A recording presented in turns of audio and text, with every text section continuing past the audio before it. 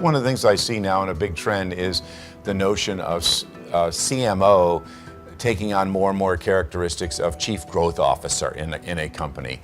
In fact, some companies are even getting rid of the CMO title and just calling them Chief Growth Officer. But my sense is that certainly in my jobs, one area that the CMO is taking on and either takes on themselves or bonds with and has to work with aggressively are customer experience officers, because people are realizing more and more it's the experience that the consumer is having that's so important.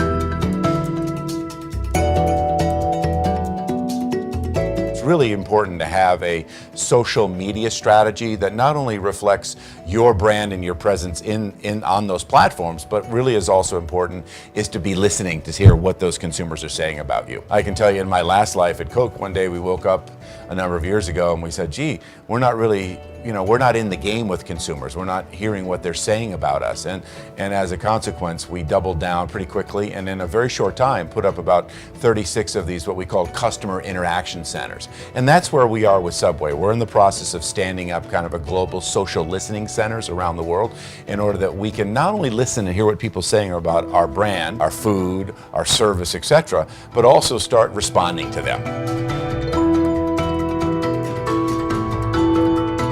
When I'm recruiting talent, I'm really focused on, I would say, passion. Passion would be something that would be really at the top of the list.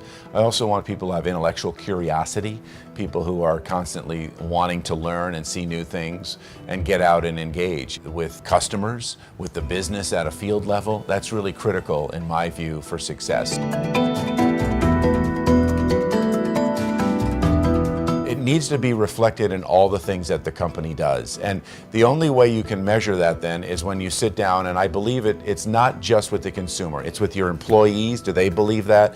Does your distribution system, if you're in a franchise system, do they believe in that? Do they play that back to you as, yes, this is the clarity around what we stand for as a company. It's a higher order purpose than just selling sandwiches, for example.